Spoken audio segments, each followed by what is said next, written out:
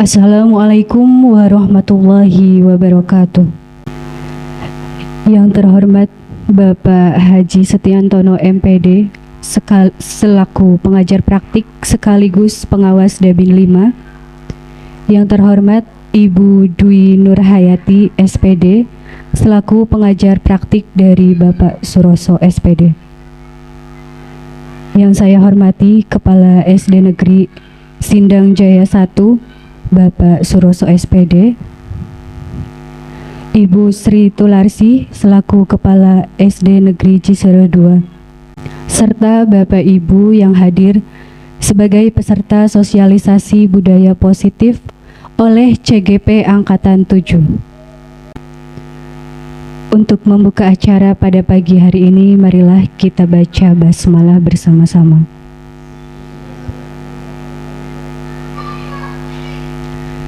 Selanjutnya sambutan. Yang pertama kepada Ibu Dwi Nurhayati SPD selaku pengajar praktik dari Bapak Suroso SPD, kami persilahkan. Assalamualaikum warahmatullahi wabarakatuh. Alhamdulillahirabbil alamin wassalatu wassalamu ala asrofil anbiya'i wal mursalin amma ba'du. Puji syukur kehadirat Allah Subhanahu wa taala yang mana pada pagi hari ini kita semua bisa diberi kesehatan dan kesempatan untuk berkumpul dalam acara sosialisasi budaya positif yang akan disampaikan oleh Bapak Suroso dan Ibu Sri Tularsih nanti. Selanjutnya sholawat serta salam tidak lupa kita haturkan kepada Nabi kita Muhammad SAW. Mudah-mudahan kita nanti mendapatkan syafaat di hari akhir. Yang terhormat Bapak Setiantono selaku pengawas ya Bapak, dan juga pengajar praktik dari Ibu Bersih, yang saya banggakan Bapak Suroso dan Ibu Sri Tularsih kembali sebagai calon guru penggerak Angkatan 7 dan Bapak Ibu sekalian yang saya cintai. Terima kasih sebelumnya sudah diberi kesempatan pertama untuk memberikan sambutan. Izin memperkenalkan diri terlebih dahulu. Saya Dwi Nurhayati. Instansi saya, tempat tugas saya itu dari TK Aisyah Bustanul Atfal 1 Ketanggungan. Alhamdulillah saya diberi mandat oleh dinas untuk menjadi pengajar praktik dari Bapak Suroso. Artinya saya di sini sebagai mitra belajar, Bapak Ibu mitra belajar dari Bapak Suroso dan kawan-kawan. Untuk kegiatan hari ini Bapak Suroso dan Ibu Sri Tularsih akan mensosialisasikan tentang budaya positif. Apa sih budaya positif itu gitu ya kan. Nah, intinya dari budaya positif itu mungkin garis besarnya bahwasanya nanti Pak Suroso ingin memberikan suatu semangat baru pada Bapak Ibu yang ada di sini tentang pembiasaan yang baik yang bisa meningkatkan kompetensi dari dalam diri kita sendiri. Karena ketika semangat itu timbul dari dalam diri kita, apapun akan kita lakukan dengan penuh tanggung jawab. Tapi lain halnya ketika semangat atau motivasi itu belum timbul dari dalam diri kita, seolah-olah kita disuruh gitu ya, disuruh untuk ini, disuruh untuk itu. Konotasi disuruh itu kan enak banget ya Bapak Ibu ya, istilahnya karena tidak muncul dari dalam diri sendiri jadi tidak enak itu. Nah, nanti dalam budaya positif ini nanti Pak Suroso dan Ibu Sri Tularsih tentunya sudah menyiapkan materinya dengan begitu rapi untuk disampaikan kepada Bapak Ibu di sini semua, dengan harapan apa yang disampaikan oleh Bapak Suroso dan Ibu Sri Tularsih yang mereka tularkan itu nanti bisa jadi titik awal Bapak Ibu semua untuk memulai sesuatu hal yang baik gitu ya. Karena kalau di guru penggerak ini memang rumus pertama itu 3M. Ya, rumus utamanya di guru penggerak itu 3M. Mulai dari diri sendiri, mulai dari hal yang kecil, mulai dari sekarang. Itu rumusnya. Jadi apapun kita lakukan itu harus dimulai dari diri sendiri dulu untuk bisa sampai ke yang lain. Yang selanjutnya seperti yang sudah mungkin Bapak Ibu sering dengar atau sering baca di medsos, sekarang udah banyak gitu ya. Kalau jargon guru penggerak itu tergerak, bergerak, dan menggerakkan. Nah, itu nantinya yang hasil akhir yang ingin dicapai yaitu mampu menggerakkan pertama dirinya sendiri. Bagaimana kita mau menggerakkan orang lain ketika kita belum bisa menggerakkan diri kita sendiri? Tentunya menggerakkan untuk hal-hal yang positif ya, hal-hal yang berdampak. Kalau di guru penggerak ini hal kecil yang kita lakukan sebisa mungkin memberi dampak untuk diri sendiri dan juga memberi dampak yang paling besar itu untuk anak didik atau peserta didik kita. Nah, mungkin seperti itu saja dari saya, tidak berlama-lama. Sekali lagi saya mohon maaf apabila ada kata-kata yang kurang berkenan. Saya akhiri, wabillahi taufiq wal hidayah. Wassalamualaikum warahmatullahi wabarakatuh. Waalaikumsalam warahmatullahi wabarakatuh. Terima kasih Ibu Dwi Nurhayati SPD untuk kedatangan juga sambutannya. Kami ucapkan selamat datang di SD Negeri Sindang Jaya 1. Mudah-mudahan memberi banyak manfaat dan berkah pertemuan kita. Mudah-mudahan pula pencerahan tentang CGP dari Ibu Dwi Nurhayati dapat memotivasi Bapak Ibu guru di sini untuk mengikuti di angkatan selanjutnya. Bapak Ibu, sambutan yang kedua yakni dari pengajar praktik Ibu Sri Tularsi sekaligus pengawas Dabin 5 kepada Bapak Haji Setiantono MPD, kami persilahkan.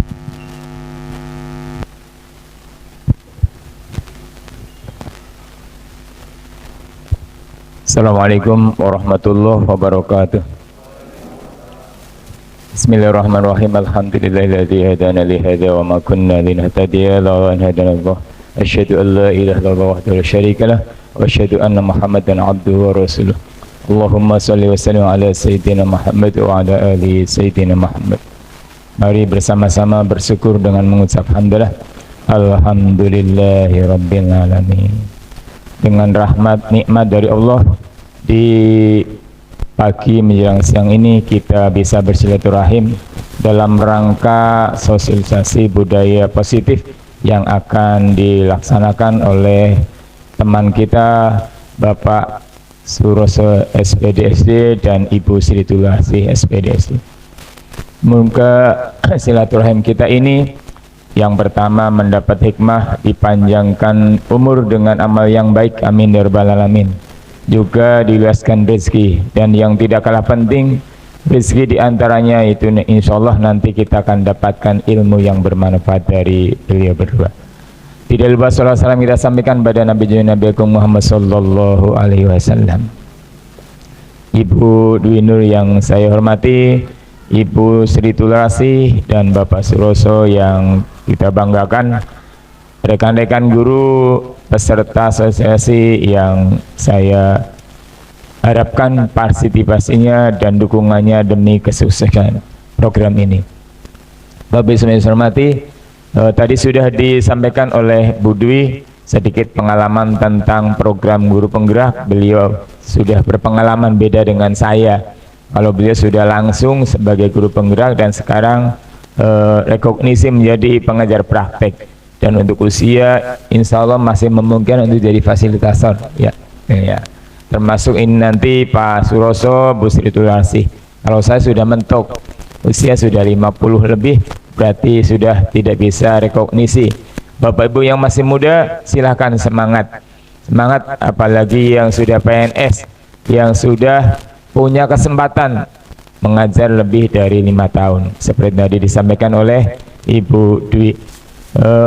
Pengalaman dari beliau, dari rekan-rekan kakak kelas Bapak Ibu seperti di sini, yaitu Pak Andi Budiman, nanti Pak Suroso dan Bu Sri Tulasih, bisa menjadi pelajaran, bisa jadikan pembelajaran bagi Bapak Ibu semuanya. Bapak Ibu semuanya hormati, tujuan akhir daripada guru penggerak ini tidak lain adalah pembelajaran yang berpihak kepada murid.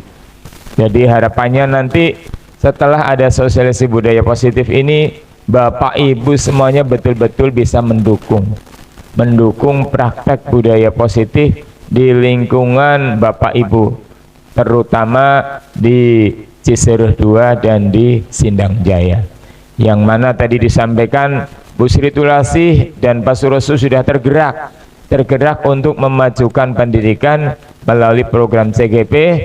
Hari ini beliau akan menggerakkan Bapak Ibu semuanya supaya bersama beliau membiasakan, membudayakan kebiasaan positif yang mana muaranya nanti supaya tercipta pendidikan pembelajaran yang berpusat pada siswa, yang nantinya menjadi sebuah pembiasaan yang mempribadi di seluruh siswa di Cisereh 2 maupun di SD Sindang Jaya. Tanpa adanya dukungan kolaborasi dari unsur-unsur di sekolah ini, maka apa yang disampaikan, yang diusahakan oleh Pak Suroso maupun Bu Sri Tulasih ini tidak akan sukses. Karena itu saya yang dituakan di Dapin 5 juga minta dengan sungguh-sungguh Bapak Ibu guru yang ada di SD Sindang Jaya maupun yang ada di Cisereh 2 betul-betul bisa mendukung budaya positif yang akan disampaikan oleh pengajar praktek baik Pak Suroso maupun Bu Sri Tulasih. Dan pemerintah sudah menjanjikan bagi guru penggerak yang lulus, sertifikatnya ke depan bisa menjadi salah satu persyaratan kepala sekolah maupun pengawas. Kemudian kalau usia masih di bawah 50 tahun bisa tadi rekognisi menjadi pengajar praktek, fasilitator dan seterusnya. Demikian apa yang bisa kami sampaikan. Sekali lagi mari dukung sosialisasi budaya positif ini di sekolah Bapak Ibu agar betul-betul apa yang diharapkan oleh Pak Suroso maupun Bu Sri Tulasih bisa terlaksana dengan baik, menjadi budaya yang bisa memperbaiki kondisi SD Cisereh 2, SD Sindang Jaya, juga masyarakat Sindang Jaya maupun masyarakat Cisereh ke depannya. Mohon maaf atas segala kekurangan. Diakhiri wabillahi taufiq. Wassalamualaikum warahmatullahi wabarakatuh.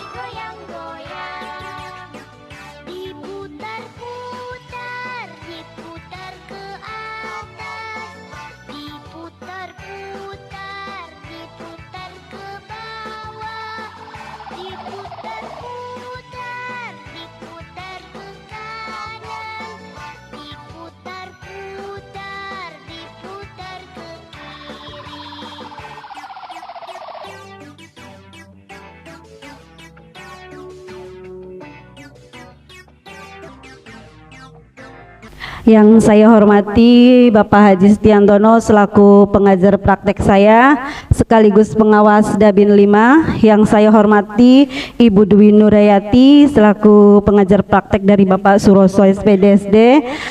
Yang saya banggakan rekan-rekan guru baik dari SD Cisereh 2 maupun dari SD Sindang Jaya 1 yang sudah berkenan hadir memenuhi undangan kami, ya, undangan dari kami Bapak Suroso beserta saya, yang tadi Bapak Suroso sudah menyampaikan beberapa materi di sosialisasi budaya positif di modul 1.4. Modul 1.4 ini ya, budaya positif. Tadi Pak Roso sudah menyampaikan, kalau tidak salah itu ada 4 materi, dan saya di sini akan melanjutkan materi di modul 1.4 budaya positif ini. Tadi kita sudah belajar tentang bagaimana penerapan budaya positif di sekolah. Jadi kita tidak hanya berbekal hukuman atau misalnya konsekuensi yang sudah kita sepakati dengan anak, tetapi bagaimana kita menjalankan budaya positif yang sekiranya timbul dari diri anak itu sendiri ya. Yang pertama, materi yang akan saya sampaikan di sini adalah tentang kebutuhan dasar manusia. Kebutuhan dasar manusia. Yang pertama materi saya adalah kebutuhan dasar manusia. Jadi sebenarnya seluruh tindakan manusia itu memiliki tujuan tertentu. Entah itu tindakan baik, entah itu tindakan buruk, semua memiliki tujuan ya. Jadi semua yang kita lakukan adalah usaha terbaik untuk mendapatkan apa yang kita inginkan. Ketika kita sudah mendapatkan apa yang kita inginkan, sebetulnya saat itu kita sedang memenuhi satu atau lebih dari satu kebutuhan dasar kita. Ya. Jadi ada 5 kebutuhan dasar manusia. Yang pertama adalah kebutuhan bertahan hidup. Yang kedua, kebutuhan akan kasih sayang dan rasa ingin diterima. Yang ketiga, kebutuhan penguasaan. Yang keempat, kebutuhan tentang kebebasan. Dan yang kelima, kebutuhan akan kesenangan. Yang pertama, kebutuhan bertahan hidup. Ya. Kebutuhan bertahan hidup ini bersifat fisiologis. Untuk bertahan hidup, misalnya kebutuhan akan makan untuk bertahan hidup kan ya, kebutuhan kesehatan, kebutuhan rumah, itu bersifat fisiologis, kebutuhan bertahan hidup. Yang kedua, kebutuhan akan kasih sayang dan rasa ingin diterima. Kebutuhan kasih sayang ini dan rasa ingin diterima ini beserta nanti kebutuhan yang 3, penguasaan, kebebasan, dan kesenangan, itu bersifat psikologis. Kebutuhan untuk disayangi dan diterima meliputi kebutuhan akan hubungan dan koneksi sosial, kebutuhan untuk memberi dan menerima kasih sayang, kebutuhan untuk merasa menjadi bagian dari suatu kelompok. Ini sifatnya psikologis, bukan fisiologis lagi. Jadi tentang perasaan ya Bapak Ibu. Ketika seseorang murid melakukan sesuatu perbuatan yang bertentangan dengan nilai-nilai kebajikan yang tadi sudah dijelaskan oleh Pak Roso, atau misalnya ketika seorang murid melanggar peraturan atau mungkin keyakinan kelas yang telah disepakati, berarti murid tersebut sebenarnya sedang gagal memenuhi kebutuhan dasar mereka. Misalnya dia tidak terpenuhi kasih sayangnya di rumah, maka di sekolah dia mencari perhatian atau caper dengan mengganggu temannya. Nah, dia kelaparan, tidak membawa bekal dari rumah. Di sekolah dia mengambil bekal makanan temannya. Nah, ini berarti kebutuhan dia tidak terpenuhi, maka dia melakukan sesuatu. Setiap segala sesuatu yang dilakukan pasti ada tujuan tertentu, ya begitu. Yang ketiga, kebutuhan tentang penguasaan atau kebutuhan pengakuan atas kemampuan. Jadi seorang juga ada kebutuhannya untuk dihargai, memiliki rasa harga diri, diakui atas prestasinya, ya. Ada keinginan untuk dipuji begitu ya ibu-ibu. Dan kita kebutuhan untuk didengarkan, itu penguasaan. Yang keempat, kebebasan. Kebutuhan kebebasan adalah kebutuhan akan kemandirian, otonomi, memiliki pilihan, dan mampu mengendalikan arah hidup seseorang. Anak-anak dengan kebutuhan kebebasan yang tinggi suka mencoba-coba, tidak terlalu terpengaruh orang lain, dan senang mencoba hal-hal yang baru. Nah, ini kebebasan. Tetap kita harus memenuhi kebutuhan anak tentang kebebasan, tapi dengan syarat tetap harus dipantau ya, supaya kebebasannya tidak kebablasan. Untuk yang kelima, kebutuhan akan kesenangan, fun. Kita juga butuh ya tentang kesenangan dengan rutinitas kita sebagai pengajar maupun sebagai ibu rumah tangga atau mungkin pekerjaan yang lain. Nah, kita butuh akan kesenangan ya. Anak-anak yang kebutuhan dasar kesenangannya tinggi biasanya ingin menikmati apa yang dilakukan. Mereka juga bisa berkonsentrasi tinggi saat mengerjakan hal-hal yang disenangi. Mereka suka permainan dan suka mengoleksi barang, suka bergurau, suka melucu, dan juga sangat menggemaskan. Nah, ini ya anak-anak yang memiliki kesenangan yang tinggi. Biasanya mereka lebih lucu dari teman-temannya. Itu kebutuhan dasar manusia. Materi yang kedua yaitu tentang 5 posisi kontrol guru. Nah, tadi Pak Roso sudah menjelaskan bahwa kita ada hukuman, ada konsekuensi, ada restitusi. Nah, di sini sebagai guru kita di sekolah ataupun sebagai orang tua di rumah, kita memiliki 5 posisi kontrol ya. Yang pertama sebagai penghukum, yang kedua sebagai pembuat rasa bersalah, yang ketiga sebagai teman, yang keempat sebagai pemantau, dan yang kelima sebagai manajer. Posisi penghukum. Nanti coba dianalisis kira-kira Bapak Ibu berada pada posisi yang mana ya. Coba posisi penghukum. Guru yang berposisi penghukum biasanya langsung menyalahkan murid yang kedapatan melanggar kesepakatan atau keyakinan kelas tanpa memperdulikan alasannya. Dia akan bicara dengan nada keras, menunjuk-nunjuk, berkacak pinggang, membentak, dan terlihat sangat emosional. Hukuman fisik maupun verbal akan diberikan kepada murid tersebut. Hal ini mengakibatkan murid menjadi dendam, marah, malu, tidak suka, dan dampak negatif lainnya. Ini posisi penghukum. Yang kedua, posisi pembuat rasa bersalah. Pada posisi ini, biasanya guru bicara dengan nada cenderung lembut, tenang, namun kata-katanya menyalahkan murid.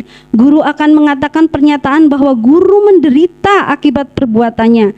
Akibatnya, murid akan merasa bersalah, akan rendah diri, dan menarik diri dari lingkungan pergaulannya. Yang ketiga, posisi teman. Guru akan bersuara dengan ramah, cenderung bersendak gurau, untuk mendapatkan suasana, untuk menghangatkan suasana. Tercipta hubungan yang akrab namun menyebabkan murid tergantung pada satu orang atau ketergantungan, tidak mandiri dan tidak bisa berpikir untuk dirinya sendiri. Antara guru dan murid negatifnya tidak ada sekat seperti teman, begitu ya.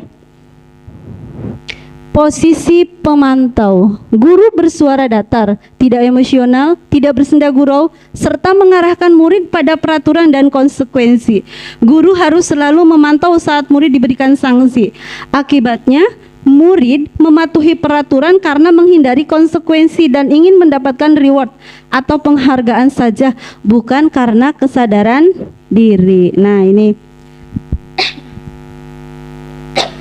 Yang selanjutnya, yang kelima adalah posisi manajer. Ini posisi yang paling ideal ya. Guru bersuara netral, tidak bernada tinggi, tidak emosional, dan juga tidak terlalu ramah. Guru dengan tulus mengajukan pertanyaan-pertanyaan bermakna yang akan membuka pikiran murid. Guru membimbing murid untuk memecahkan masalahnya sendiri. Akibatnya, murid menjadi lebih mandiri, menjadi lebih bertanggung jawab, dan dapat memecahkan masalahnya sendiri.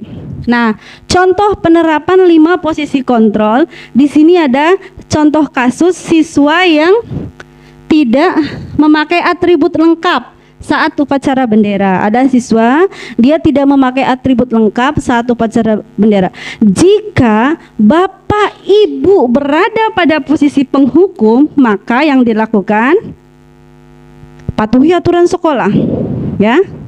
Lalu siswa berdiri di barisan lain, yaitu penghukum. Jadi dihukum, disuruh berdiri di barisan lain. Kalau Bapak Ibu melakukan yang seperti itu, berarti posisi Ibu sebagai penghukum. Tapi kalau pembuat merasa bersalah, Ibu atau Bapak kan berkata demikian. Sudah berapa kali Ibu bilang sama kamu, Ibu kecewa sama kamu. Nah, ini nanti dia akan merasa bersalah, oh Ibu kecewa ya. Nah itu. Kalau posisi teman, ya Bapak Ibu akan berkata demikian. Ayolah yang tertib, buat Bapak Ibu guru bangga. Untuk saat ini tidak apa-apa berbuat salah. Nah ini. Kalau posisi pemantau kita di sini berarti kamu sudah melanggar apa peraturan sekolah kita, ditanyakan ya. Peraturan yang mana yang sudah dilanggar, tidak memakai atribut lengkap, dan bagaimana konsekuensinya, dan kalau misalnya melanggar itu sanksinya apa, konsekuensinya apa. Nah ini sebagai pemantau. Tetapi ketika kita berada pada posisi manajer, maka yang akan kita tanyakan itu ini, apakah kamu tahu kesalahan apa yang sudah kamu lakukan? Kira-kira bagaimana cara kamu untuk memperbaiki kesalahan yang sudah kamu perbuat? Jadi dicari solusinya dari masalah yang tadi dilakukan oleh siswa, kita cari solusinya bagaimana untuk memperbaiki kesalahan-kesalahan tadi tanpa harus adanya hukuman. Itu contoh penerapan 5 posisi kontrol. Nah, di sini ada satu kasus. Coba saya minta yang bersedia membacakan siapa? Bu Lilis?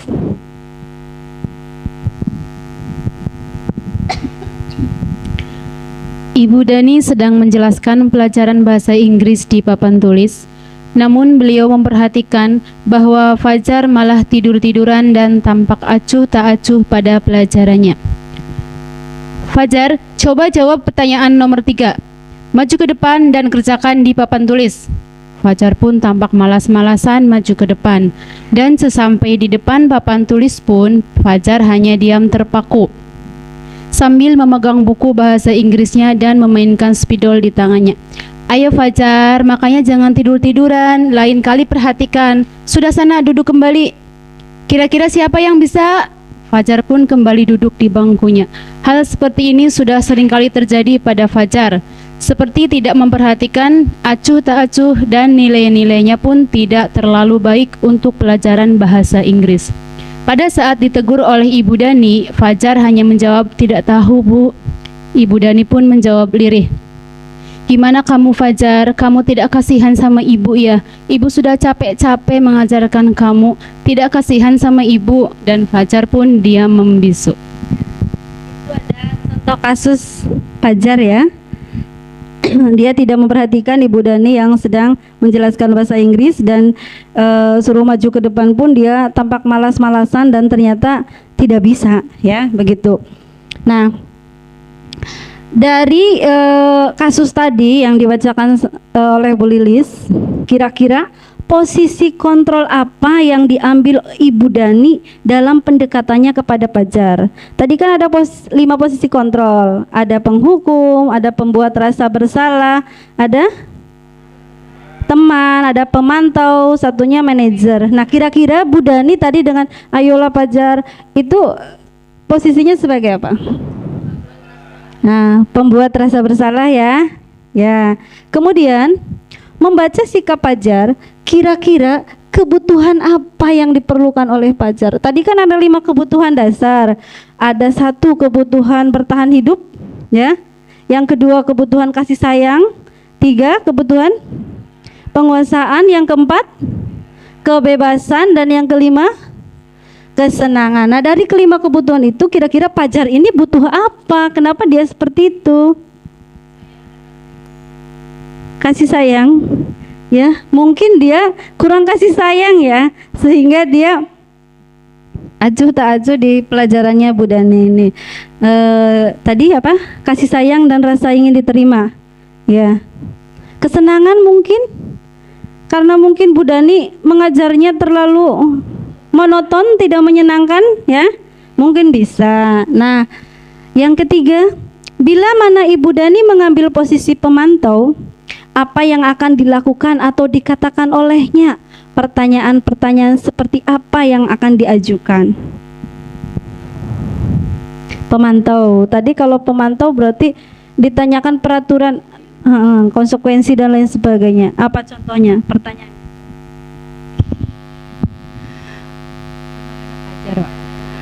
Fajar, kenapa kamu tidak bisa mengerjakan soal yang Ibu berikan? Apa konsekuensinya jika kamu tidak bisa mengerjakan soal? Bagus ya, seperti itu.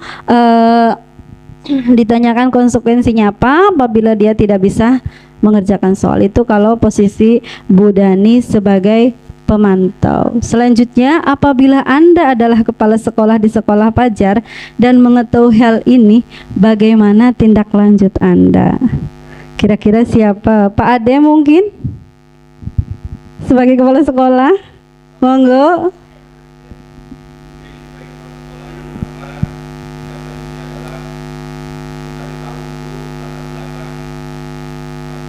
Ya.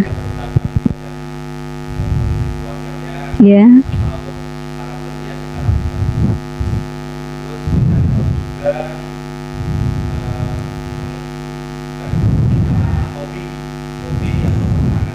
Oh iya.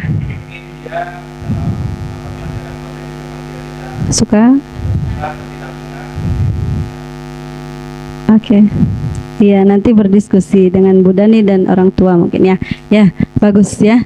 Itu dari Pak Ade, bahwa bila beliau jadi kepala sekolah di sekolah Fajar, maka yang akan dilakukan adalah mencari tahu dulu, baik itu secara pribadi Fajar seperti apa maupun keluarganya seperti apa, kemudian juga mencari tahu hobi, bakat, minatnya mungkin.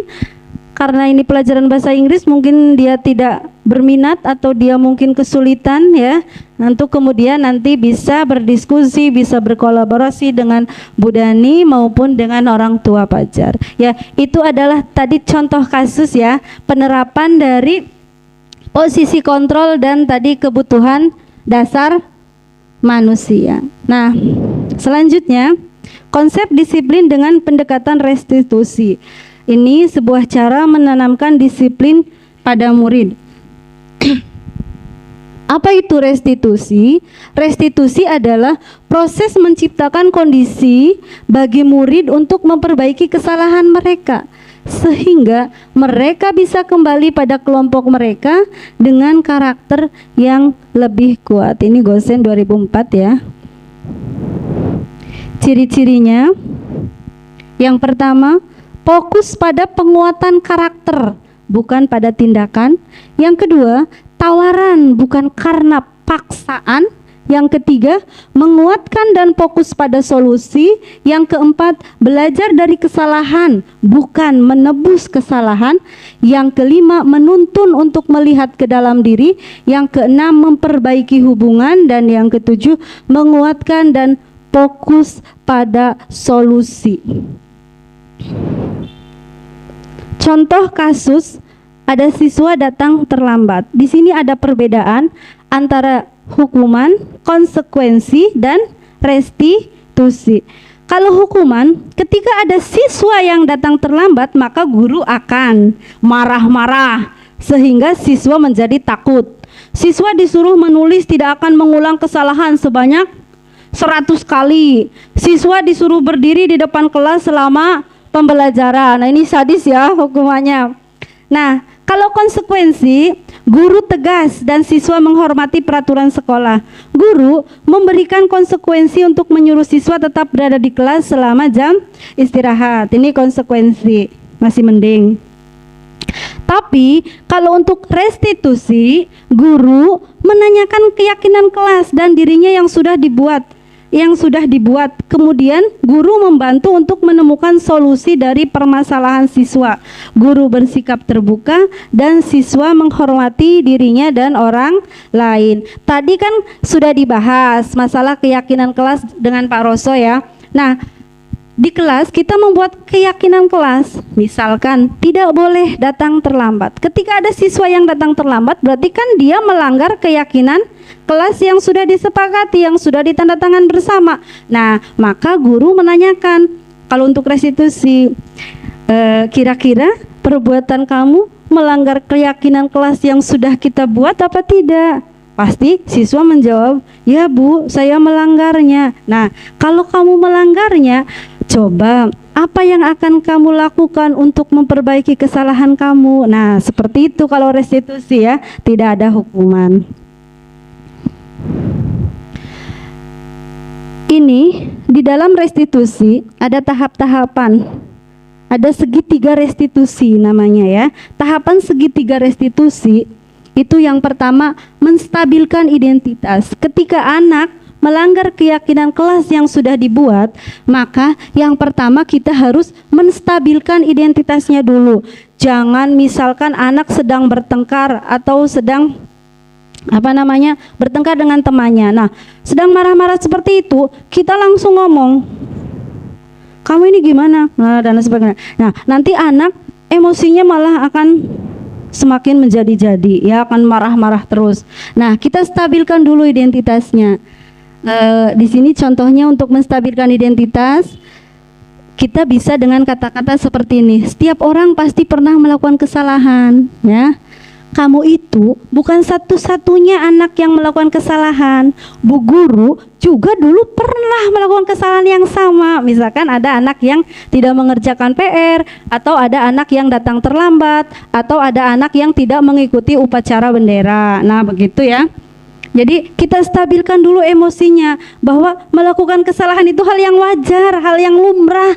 Orang lain juga pernah melakukan kesalahan, bukan hanya kamu, ya, begitu. Nah, setelah itu baru kita memvalidasi tindakan yang salah.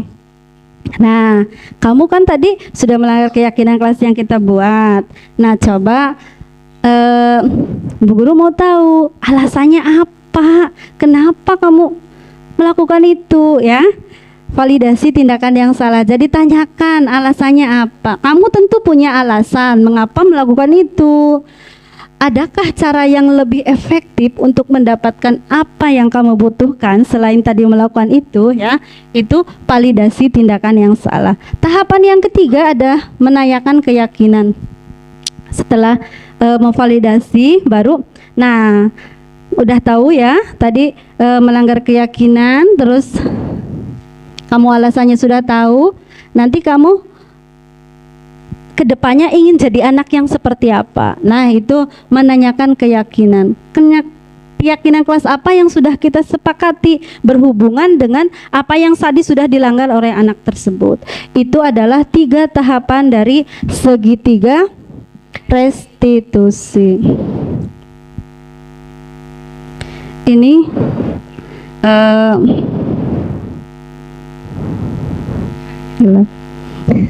ini ada contoh penerapan segitiga restitusi dulu ya di SD Cisere 2.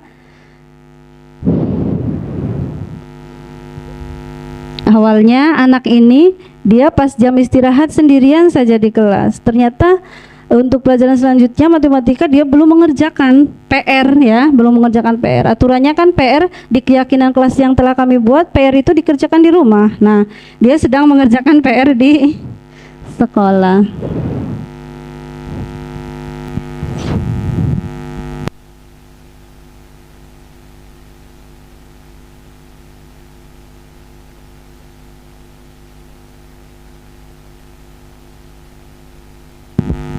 Mohon maaf ya, suaranya tidak ada. Jadi itu saya menanyakan dia kenapa di kelas, yang lainnya di luar. Ternyata dia sedang mengerjakan PR. Akhirnya saya bawa ke kantor.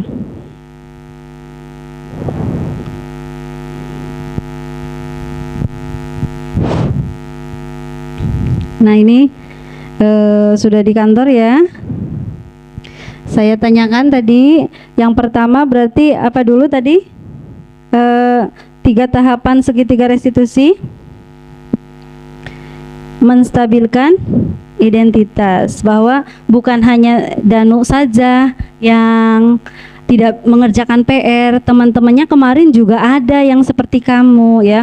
Melakukan kesalahan itu adalah hal yang lumrah, hal yang wajar. Nah setelah itu, setelah dia mengakui salah, kira-kira kamu melanggar keyakinan kelas kita apa tidak? Iya Bu, saya melanggar keyakinan kelas kita. Nah untuk memperbaikinya bagaimana? Alasannya apa? Memvalidasi ya ketindakan yang salah. Alasan kamu melakukan itu apa? Katanya kemarin dia ketiduran ya. Kemarin mainnya terlalu lama sampai sore, akhirnya malamnya ketiduran, bablas sampai pagi, dia tidak mengerjakan PR. Nah tapi saya bilang penguatannya sudah bagus karena dia tidak datang terlambat ke sekolah ya. Tetap ada yang positif yang disampaikan kepada anak tersebut ya. Setelah itu setelah memvalidasi tindakan yang salah, yang ketiga apa? Menanyakan keyakinan. Nah kira-kira setelah itu dia ingin jadi anak yang seperti apa? Dia bilang, saya ingin lebih bertanggung jawab, saya ingin lebih disiplin untuk mengerjakan PR di rumah, begitu ya.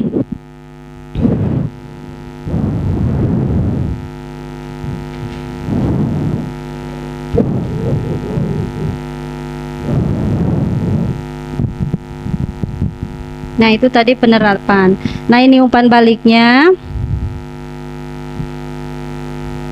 Umpan baliknya, jadi si Danu ini dia tidak merasa takut walaupun melakukan kesalahan. Dia senang walaupun dia melakukan kesalahan, tapi bu gurunya tidak marah-marah ya. Bu gurunya tidak marah-marah sehingga dia bisa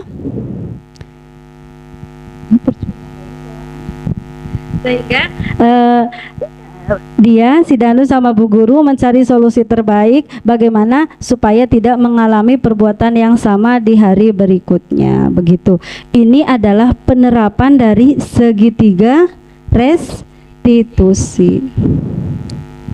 Jadi tidak ada paksaan ya, tidak ada hukuman. Nah, tujuan mulia dari penerapan disiplin positif adalah disiplin positif merupakan proses pembelajaran siswa dalam melakukan kontrol diri yang dapat melahirkan kepercayaan diri serta menghargai orang lain.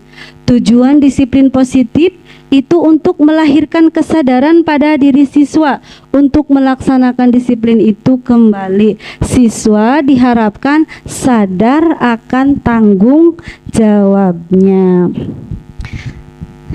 Itu tadi ya materi yang bisa saya sampaikan. Dari Pak Roso tadi ada 3 materi, dari saya juga ada 3 materi, meliputi tadi yang pertama adalah 5 kebutuhan dasar manusia, yang kedua adalah posisi kontrol sebagai guru ya, dan yang ketiga adalah tentang segitiga restitusi. Perlu diingat tadi yang kebutuhan dasar manusia, yang pertama adalah kebutuhan akan bertahan hidup, kebutuhan kasih sayang dan rasa diterima. Yang ketiga, kebutuhan penguasaan, kebutuhan kebebasan dan kebutuhan kesenangan. Untuk 5 posisi kontrol, kita sebagai guru bisa sebagai penghukum, bisa sebagai pembuat rasa bersalah, bisa sebagai teman, pemantau, dan juga posisi yang paling ideal adalah sebagai manajer. Dan untuk restitusi yang kami terapkan di sini adalah segitiga restitusi yang tahapannya ada 3. Yang pertama adalah menstabilkan identitas, yang kedua memvalidasi tindakan yang salah, dan yang ketiga menanyakan keyakinan. Terima kasih. Mohon maaf atas segala kekurangannya. Sekian dari saya. Apabila ada pertanyaan nanti di sesi refleksi saja ya. Terima kasih Bapak Ibu, saya akhiri. Wabillahi taufiq wal hidayah. Wassalamualaikum warahmatullahi wabarakatuh. Baik, terima kasih untuk kedua pemateri pada hari ini. yang intinya bahwa kita sebagai guru bisa mendisiplinkan siswa, punya tujuan untuk mendisiplinkan murid yang dimana tidak dengan cara menghukum melainkan kesadaran dari dalam diri siswa tersebut. Kemudian selain itu, nilai-nilai disiplin ini nantinya diharapkan akan mampu mencapai tujuan-tujuan dari nilai kebajikan, yaitu beriman, mandiri, bernalar kritis, bergotong royong, serta kreatif. Baik Bapak Ibu, selanjutnya kami buka sesi pertanyaan.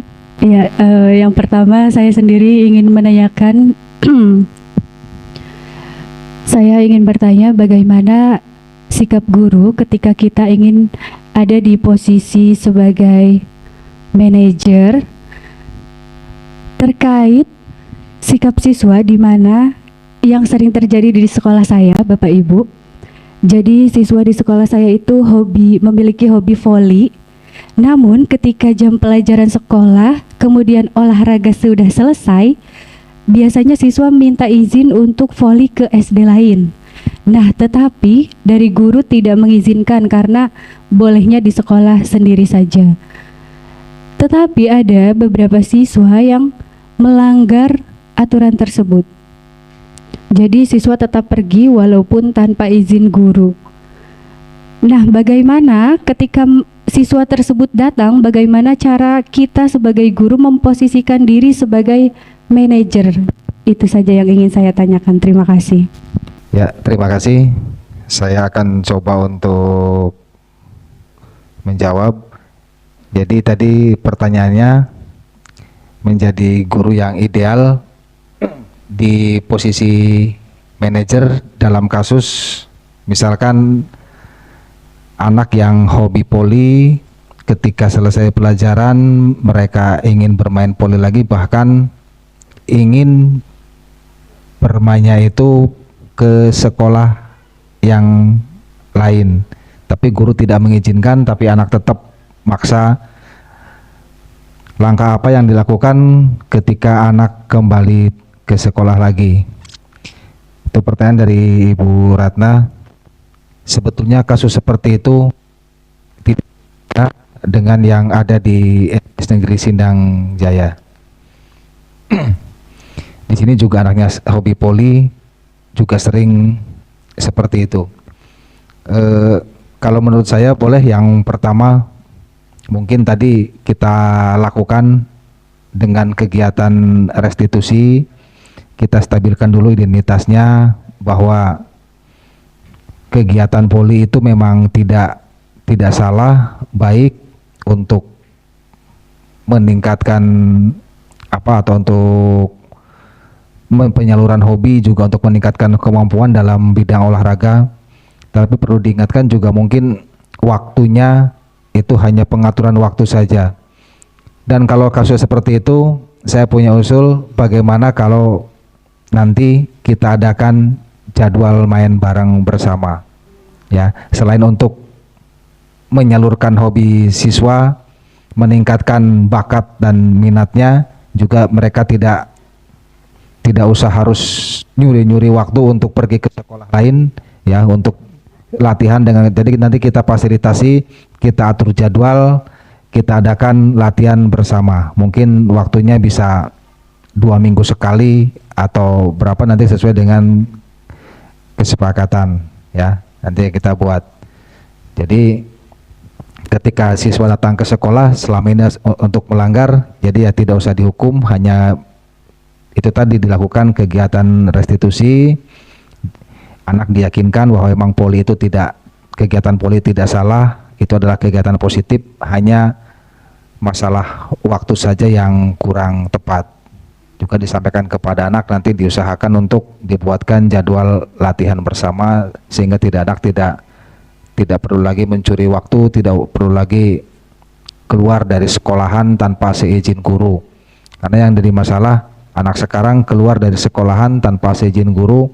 Bukan apa-apa kalau di sini, Bu, anak kelas 4-5 itu sudah pakai motor.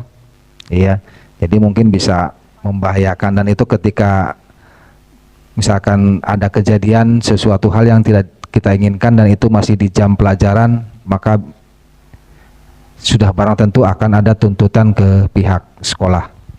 Mungkin itu saja yang bisa saya sampaikan. Bu Asih barangkali mau menambahkan. Oke, cukup. Iya, dari Ibu Dwi mau menambahkan. Izin Ibu Ratna ya, izin untuk menambahkan saja sih, menguatkan kalau tadi Pak Roso sudah memberikan penjelasan tentang apa ya cara penanganannya. Tadi yang menarik bagi saya, mohon maaf sebelumnya saya ingin tahu alasannya tidak mengizinkan apa dulu dari Ibu Guru. Kenapa Ibu Guru tidak mengizinkan? Karena pelajaran olahraga sudah selesai, kemudian nanti kan istirahat. Setelah istirahat itu kan ada pelajaran lain, pelajaran guru kelas. Nah, tapi di saat istirahat mereka justru ke sekolah lain. Ke sekolah tetangga seperti itu ya. Nah, oke. Artinya masih ada kewajiban siswa yang harus dilaksanakan setelah kegiatan tadi. Kalau menurut saya tadi posisi sebagai manajer ya, secara psikologis anak ketika mereka dilarang dengan kata tidak, akan mereka terjang dilakukan. Jadi tugas kita hanya merubah kata itu menjadi kata yang lebih enak, kayak gitu ya. Jadi jangan kayak gitu, jangan, tidak, itu kata-kata yang membuat anak penasaran, malah akan dilakukan. Jadi kalau misalnya ada yang izin, Bu Guru, saya main voli ya ke tetangga kayak gitu, boleh, bilang aja boleh, tapi memang sudah selesai pelajarannya gitu. Apa kamu sudah punya janjian di sana tempat yang akan kamu gunakan, apa sudah istilahnya kan kan akan mengganggu sekolah lain ketika di tempat lain. Nah, kita cari tahu itunya, datanya apa mereka ketika mereka menjawab misalnya belum janjian gitu. Nah, nanti kalau di sana lagi ada kegiatan gimana gitu. Jadi kita ngobrolnya enak saja gitu sama anak, jangan sana Bu Guru, nggak boleh. Itu pasti orang aku pengen main kayak gitu ya kan. Pasti akan diterjang. Sama saya juga untuk anak-anak TK, kalau lari-larian kita bilang, Mas, jangan lari-lari, dia akan tambah lari. Tapi kita biasakan dengan kata-kata ajaib. Berjalan pelan. Berjalan di ruangan. Kadang di ruangan kan lari-larian gitu ya. Kita tidak usahakan, meskipun kadang ya itu perlu pembiasaan. Kalau tidak dibiasakan ya tetap jangan, tidak, itu ini saja. Terus naik-naik ke ini. Iya, ke meja, ke apa saja yang ada di itu, namanya anak TK itu ada teralis ya. Teralis itu kan naik-naik.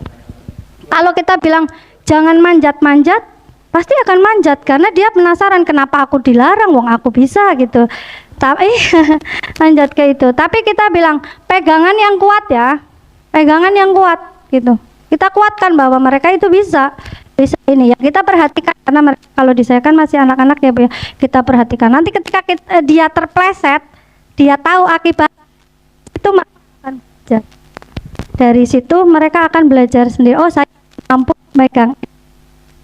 Kalau saran saya tadi ajak ngobrol secara humanis gitu istilahnya ya. Jadi kita sebagai guru kan memfasilitasi ya kan. Kalau tadi tidak boleh itu kan berarti kan melarang ya. Sementara mereka mau menuangkan bakat mereka gitu, hanya waktunya kurang tepat. Nah, kita carikan solusi tadi, mungkin dibuatkan jadwal kayak gitu bareng. Kalau enggak kamu janjian dulu kayak gitu. Cari waktu yang kira-kira tidak mengganggu jam sekolah sore. Mungkin seperti itu Bu. Jadi hanya merubah kata, merubah kalimat saja gitu ya. Yang dari larangan menjadi kalimat yang lebih humanis lagi. Mungkin itu saja Bu Ratna, terima kasih.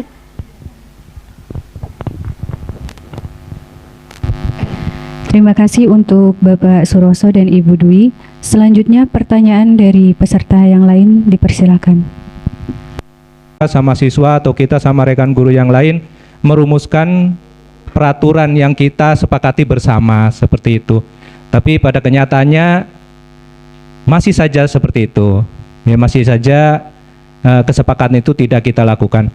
Yang saya ingin tanyakan, kira-kira kalau sudah seperti itu, hal-hal konkret apa gitu, hal konkret apa yang bisa kita lakukan lagi setelah langkah pertama kita itu tidak bisa kita laksanakan. Tadi kita sudah membuat keyakinan, kita sudah membuat kesepakatan, ternyata kesepakatan itu masih dilanggar lagi gitu maksudnya. Nah, tindak lanjut kita itu berikutnya kira-kira apa? Seperti itu. Itu mungkin pertanyaan saya. Nah, terima kasih. Assalamualaikum warahmatullahi wabarakatuh. Itu tadi di awal bisa kita lihat kembali konsep disiplin yang disampaikan oleh Ki Hajar Dewantoro. Di situ ada satu kalimat, jika tidak cakap melakukan self disiplin, wajiblah penguasa lain mendisiplinkan diri kita. Ya. Ya. Pak ada seperti itu kan kaitannya dengan SKP ya. Ya kalau misalkan sudah secara baik-baik apa tidak itu ya biarkan saja Pak, kalau menurut saya. Itu nanti mereka juga akan terbentur sendiri ketika akan naik pangkat, ketika butuh ini. Ternyata SKP mereka tidak selesai, mereka tidak punya SKP, mereka akan terhambat sendiri. Itu mungkin salah satu disiplin dari penguasa lain, mungkin seperti itu Pak. Iya. Assalamualaikum warahmatullahi wabarakatuh. Teori yang disampaikan oleh narasumber kita betul, sudah. Tinggal penerapannya. Kita semuanya sudah dewasa. Hakikatnya setiap orang butuh penghargaan. Silakan diadakan pendekatan, hargai orang tua kita. Bila mana perlu dipancing dengan minta pendapat. Sebaiknya bagaimana? Syukur bisa bermain sandiwara seolah-olah kita menghadapi orang lain yang sikapnya seperti beliau. Misalnya itu. Yang dirasakan Pak Adik sama dengan saya. Iya, waktu itu tahun 2010 kepala sekolah termuda 3 orang, saya, Bu Turaini dan Pak Edi Moses. Itu hampir semua PNS di atas usia saya. Saat itu 2010. Nah, ada memang bahkan itu kepala sekolah saya tadinya, yang tadinya kepala sekolah saya saat itu kembali menjadi guru. Tapi justru beliau karena mungkin merasa ini mungkin ketika saya jadi guru saya sering seolah-olah jadi kepala sekolah, bersikap beliau kurang aktif dan sebagainya, bisa introspeksi diri, sehingga ketika saya jadi kepala sekolah membawai beliau di kelas 1, setiap saya datang jam 7 kurang beliau sudah ada di kelas. Justru memberikan kenangan yang baik, tidak pernah terlambat dan tepat waktu mengajar dengan baik. Itu beliau yang sudah sepuh menjadi kepala sekolah saya sebelumnya. Ada memang yang usianya juga lebih senior, saya nilai memang beliaunya tidak nerima, kurang ya tadi ada semacam iri mungkin lah, hanya ditunjukkan dari sikap, namun masih ada batas-batas tertentu. Bapak Ibu yang selaku kepala sekolah muda juga mungkin kadang merasakan. Ya tidak semua orang sih. Nah, tinggal tadi kita sampaikan dengan baik-baik secara umum terkait dengan aturan, dan yang saya sampaikan kemarin terus terang nomor satunya yang saya sampaikan kepada semua sekolah yang saya datangi, yang paling utama adalah kita kembalikan pada keyakinan hakikat kita hidup sebagai hamba Allah, sebagai aparatur pemerintah. Kita semuanya punya kewajiban dan tanggung jawab yang nantinya harus dipertanggungjawabkan masing-masing. Dari bicara semacam itu secara naluriah, secara agamis, orang yang sadar pasti akan menerima walaupun tidak langsung. Saya yakin. Yang saya sampaikan ke sekolah-sekolah kemarin, masalah beliau-beliau yang biasanya kurang pas, ini seperti yang terakhir kemarin, hampir semuanya datang kurang lebih dari jam 7, terkejut semuanya. Terkejut semuanya. Nah, saya kembalikan. Ada yang ditanya jam 9, monggo. Jam 9 monggo. Tapi ingat, saya ingatkan dengan kita sebagai umat beragama kan itu harapan kita arahkan ke sana. Satu, sebagai umat beragama, pertanggungjawaban dunia akhirat. Yang kedua, sebagai aparatur pemerintah juga sebetulnya kita bertanggung jawab betul. Itu. Nah, untuk ke orang dewasa tadi dengan pendekatan, bila mana secara umum ternyata masih tetap dicoba, didekati, dimintai pendapat bagaimana, syukur tadi bisa bermain sandiwara. Nah, itu yang bisa saya sampaikan. Teori yang disampaikan oleh Bu Sri Tulasi dan Pak Suroso itu betul adanya, karena itu sudah sebuah teori, itu sudah merupakan hasil penelitian dari sekian kejadian, sehingga sebetulnya bisa jadi landasan pedoman untuk kita melaksanakan. Hanya tinggal nanti kita bisa-bisanya siapa yang kita hadapi, kita sesuaikan secara sosiologis betul yang disampaikan Bu Sri Tulasi. Kita semuanya orang dewasa, butuh penghargaan, butuh pengakuan dari kita. Mudah-mudahan dengan pengakuan dari kita atas kelebihan beliau yang sudah senior dari segi pengalaman, dari segi pengetahuan, mudah-mudahan nanti beliau akan dengan sendirinya menyadari dan bisa diajak untuk bersama-sama memperbaiki diri. Terima kasih, mudah-mudahan jawaban saya yang mesti ada kekurangannya dan mungkin juga membuat Pak Ade bingung, tapi ada gambaran untuk Pak Ade melangkah. Dan Pak Roso, Bu Sri Tulasi tak sepantar, insya Allah. Pak Roso di sini ada yang lebih sepuh, Pak Ade di sana ada. Itu saya alih Pak Ade, dicampur, ya ada pindah ke Kuta sama, ada yang bilang pensiun. Pindah ke Jamasi 2 ada sama, hampir di atas saya. Pamedaran ini ada 2 yang lebih tua, itu sama. Jadi maksudnya alhamdulillah. Jadi sebagian besar sih menerima, tapi tadi ada yang menerima tapi tidak secara langsung. Itu ada. Alhamdulillah, tapi akhirnya kesini juga bisa menerima. Demikian, mohon maaf atas segala kekurangan khilafan. Assalamualaikum warahmatullahi wabarakatuh. Terima kasih Bapak Ibu. Yang pada intinya tanya jawab tadi adalah bahwa untuk mencapai suatu disiplin kita perlu menerapkan yaitu 3 tahapan restitusi. Yang pertama, menstabilkan identitas, validasi tindakan yang salah, dan menanyakan keyakinan. Baik, bagi Bapak Ibu yang ingin melakukan refleksi kegiatan berupa hasil dari kegiatan hari ini, kemudian kira-kira manfaatnya bagaimana dan harapan kedepannya bagaimana, kami persilahkan. Warahmatullahi wabarakatuh. Sekitar 3,5 jam kita duduk di ruangan ini. Alhamdulillah banyak hal yang kami peroleh. Pada kali ini saya akan mencoba memberikan refleksi dari kegiatan kali ini. Yang kelima, pada kegiatan guru kali ini. Dan yang terakhir, restitusi yang berupa segitiga restitusi. Dari kegiatan ini sangat bermanfaat bagi kami, bagi saya pribadi khususnya, dan bagi kami semua guru peserta di sini. Dan dari hasil kegiatan kali ini, saya pribadi sangat berharap semoga kita semua ke depannya atau setelah ini bisa melaksanakan atau mengaplikasikan dalam tugas kami sehari-hari.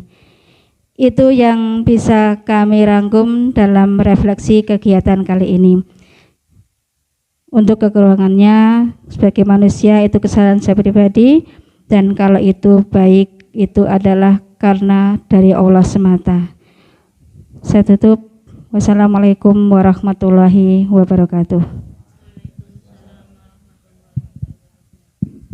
Marilah kita tutup acara pada pagi hari ini dengan doa kafaratul majlis.